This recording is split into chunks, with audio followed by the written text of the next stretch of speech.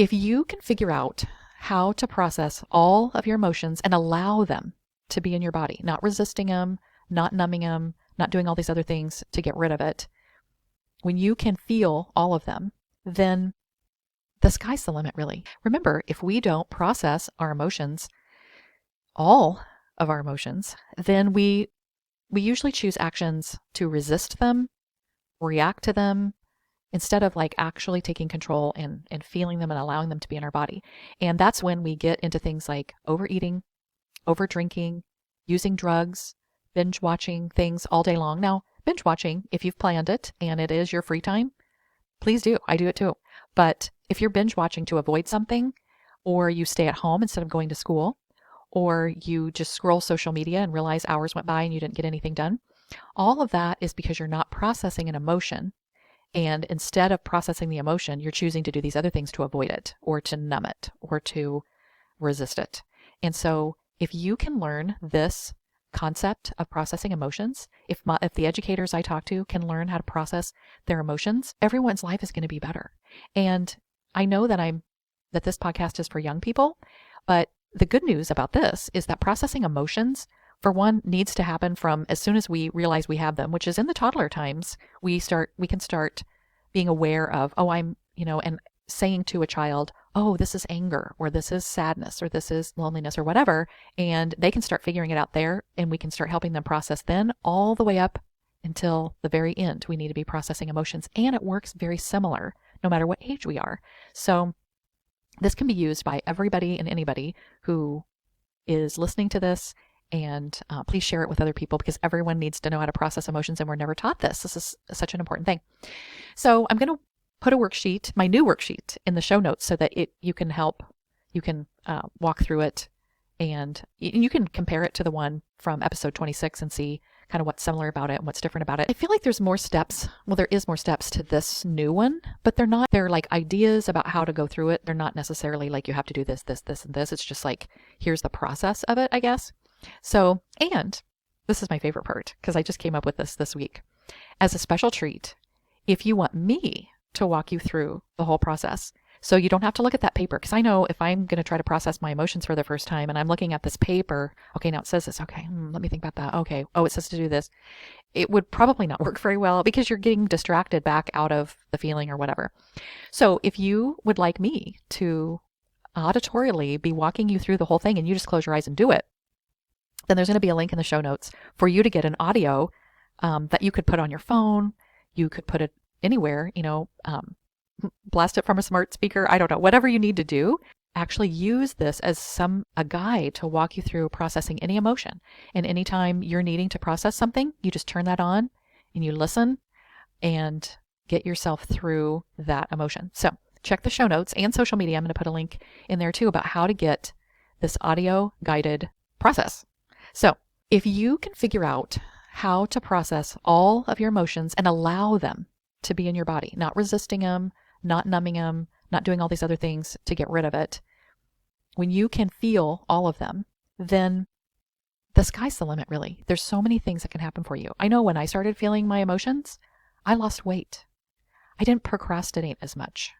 I used to call myself lazy because there were so many times I was avoiding things, and I don't do that anymore. I was able to sleep.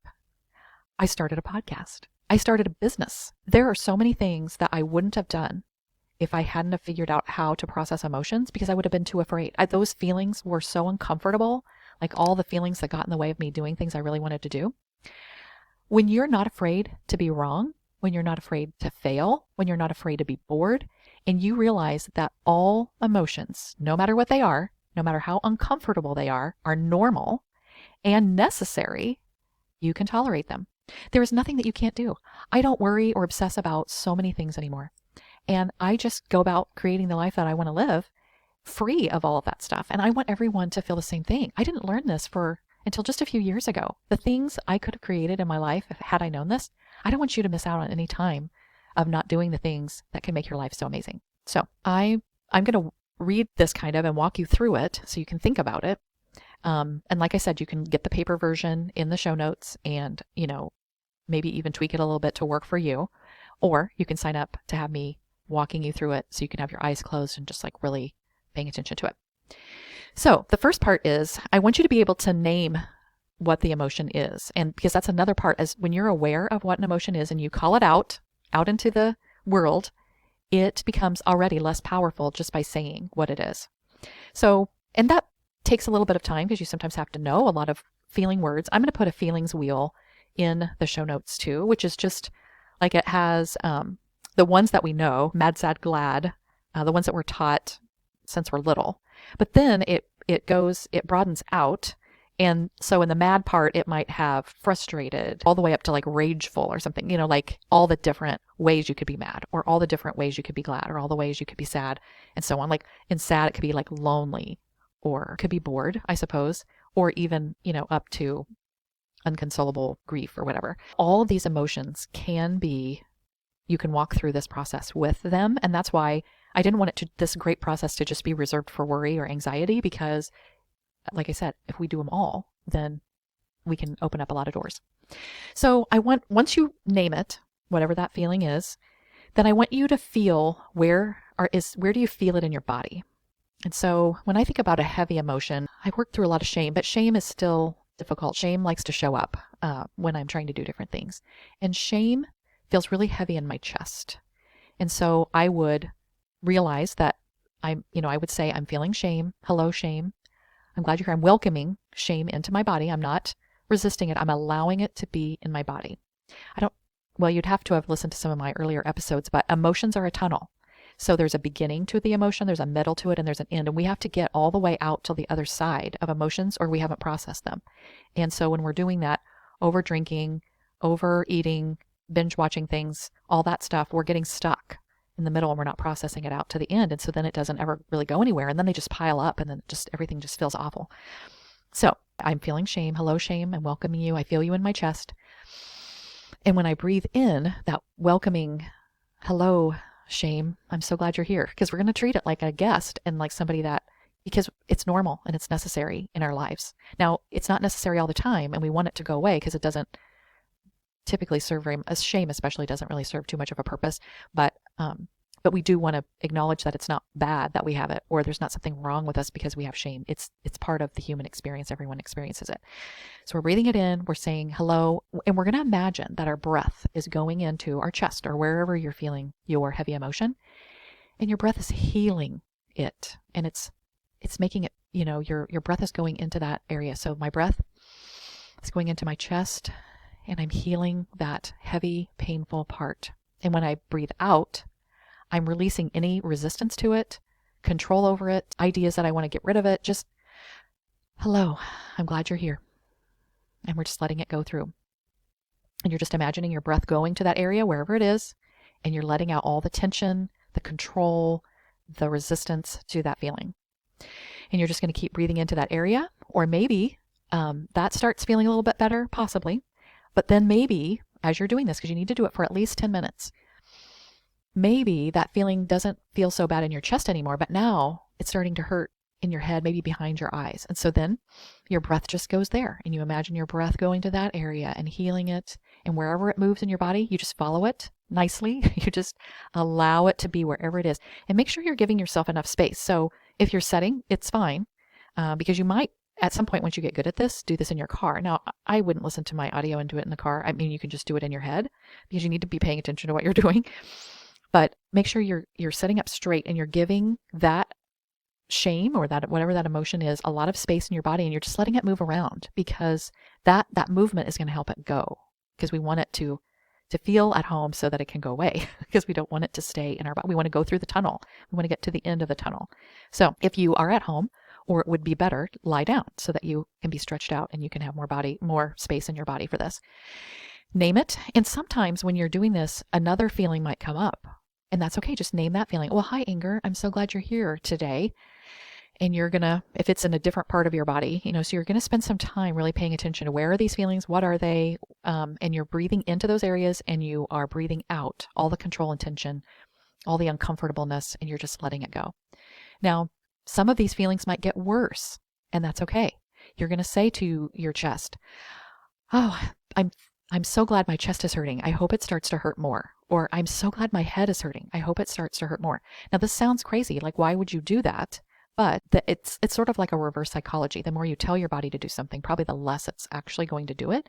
But you're okay with it. You're welcoming it. You're allowing it. You're tolerating whatever it feels like. And some of those feelings may go away. Some of them might go away and come back. Some of them might go up and down like an intensity. That might get worse and then it gets better and then it might get worse again. You're just going to be okay with whatever happens. It's your body is, since this is probably new to you, or as it's new, it's going to feel weird and your body's going to have a tantrum. Your brain's going to throw a fit because you're not doing what you normally do and it doesn't want you to feel it. It wants you to get rid of it, or it wants you to panic about it, or it wants you to worry about it. You're not going to do that. You're just going to allow it to be there. So again, they may start and stop and go all around. Also, make sure that your palms are open, because even though we might be saying, through gritted teeth, okay, I'm going to feel this feeling, but really we're still like holding on to resisting it or not really liking it. And we call that white knuckling it. You're holding so tight that the blood went out of your hands or whatever. Open your hands in open palm, because that's showing your brain and your body that you're allowing that feeling to be there. You're allowing it to move around and do whatever it wants to do. And you're just saying, okay, good. I'm glad you're here. You're necessary. And you can thank your brain, thank you for brain for trying to keep me safe, because all the alarms are going off. Stop this, don't do it, it's terrible, you're going to die, whatever. And you're just allowing it to be there, and you're just letting it flow around in your body. And don't beat yourself up if you can't get to the end of the tunnel, especially on the first few times. I mean, some of us have some pretty heavy emotions, and a lot of them that we've been storing up for a long time. So just starting this process and just trying to do it is a win. But and just like exercise, every day when you do this, you're going to get better and better, and it's going to be longer and longer, and you're going to get to the end of those emotions. And emotions won't last as long when you start allowing them. They're going to know, oh, I can't take space here anymore because she's fine with it. She doesn't care. So I'm going to, move on. Or in your brain is going to start turning down the volume of all those alarm systems, because it now knows that you're safe when you feel this way, and that nothing has gone wrong, and that it's necessary for you to feel all emotions in the world. And when you do that, you can do all the things. I do want you to practice this every day. Now, I hope you don't have like panic attacks every day, or, like really heavy or grief every day. You might, and that's okay, because that's part of being a human, and everyone's in a different spot right now. But if you are in a fairly good place in your life and you don't have a lot of big emotions you need to process, practice this on little emotions. Practice it when you're in a boring meeting and you're like, actually rolling your eyes in your head, but you're not doing it outwardly. Practice breathing in, because if you're bored and annoyed in a meeting, you're going to be getting some tension somewhere. So be breathing into that area, breathe out the tension of it. Maybe you're sitting in traffic and you're late for something, and you're getting upset because you've got to get somewhere and you can't get through or whatever. Practice it there. Some of the other ideas I loved were listen to a news program of the opposite view of you and practice this, processing emotions, watching something that you don't agree with, or listening to music you don't like that's kind of grating on your nerves. There's not a whole lot of music like that for me, but my husband has a bunch of music he doesn't like. So he could practice this as he listened to music he doesn't like. You can do it, however, but you need to practice it every day. And then you can decide, after a few weeks, if you're doing fine and you feel like you get this whole process of processing emotions, then you wouldn't need to practice it so much. But I really want you to get good at it, because I want to hear from you how amazing your life becomes when you start feeling feelings that you've been resisting all this time.